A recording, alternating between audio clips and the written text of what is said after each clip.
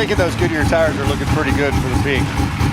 First time I saw them today in person, and the compound and with the siping and everything, I think they're going to work really well. I was up on the mountain today and it was snowing.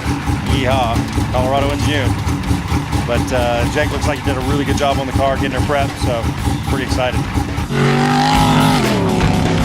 They keep putting check marks on my tech sheet, so.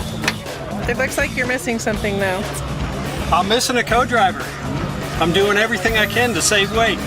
Actually, I'm more comfortable on my own. I can concentrate better on the race, and I'm pretty confident that I can get it.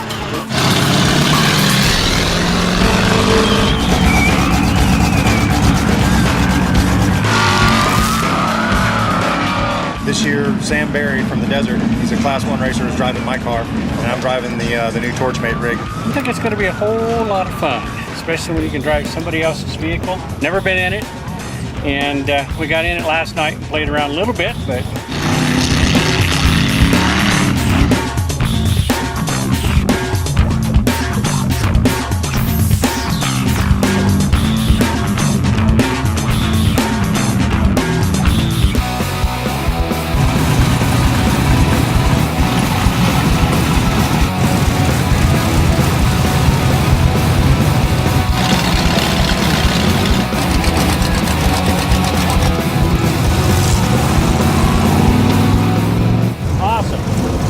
have enough power, high elevation, so it's, I was not used to that. We took off and had to hand the brake, but it's completely different than everything I've been in. It's a lot of fun. Because the tires are really cold. The tires are only at 68 degrees at the top. 6'8". Freezing. Torchmate car was working really, really well, and you know, the raceline wheels, Goodyear tires were sticking it to the road. Way better. The first run I was a little nervous because I didn't know where the line was on these tires, but we found the line and pushed it a little bit, and pretty happy with practice.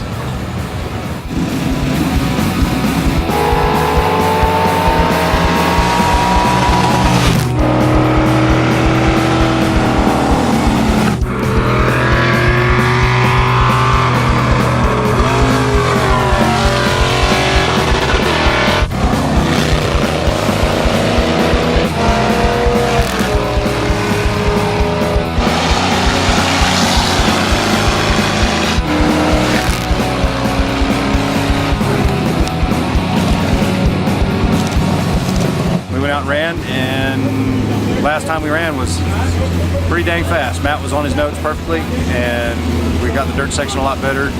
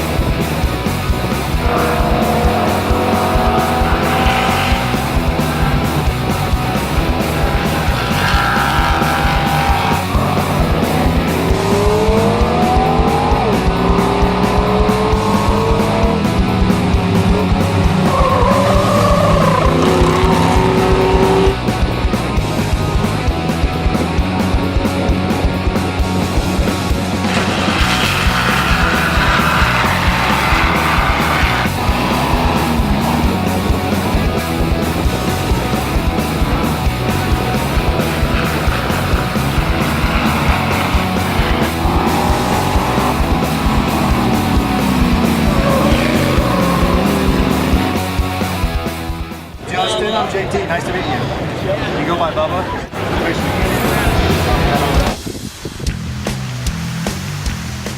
Today for the 89th running of the Pikes Peak International Hill Climb. Well, thank you very much, Dan. And right now the order is this way. James Robinson officially starting the Pikes Peak International Hill Climb. The race is underway. Danny, it's a moment of excitement here at the starting line. People are cheering on the car.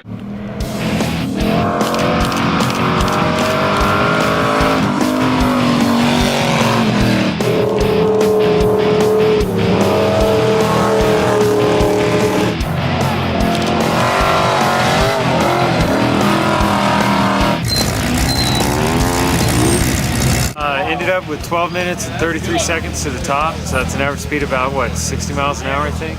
Felt good, it was a good run.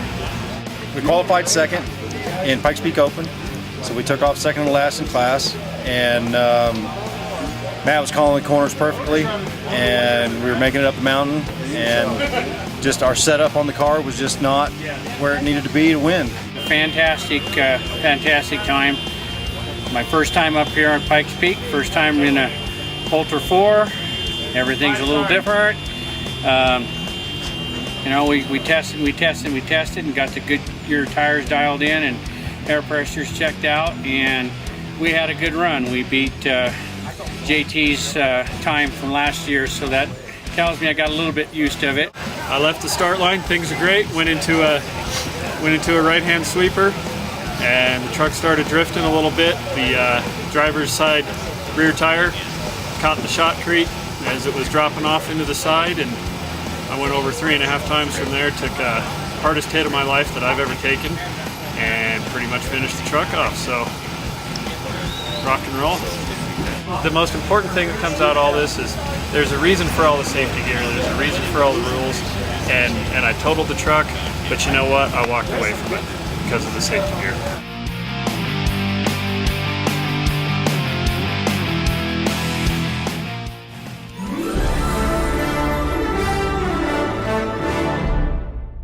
When you have to cut the same part over and over and over, this is the way to do it. The Torchmate 2x2 was designed to be portable so that you could use it in your garage or use it in the back of your truck or on a job site, wherever, and then put it away. We service it and we support it better than anybody does. Uncrate it, be up and running inside of a half hour. 4-axis that does routing, and we've got our 3-axis that does plasma cutting. It's one tiny little box hooked up to your computer, hooked up to your table, and you're off and running.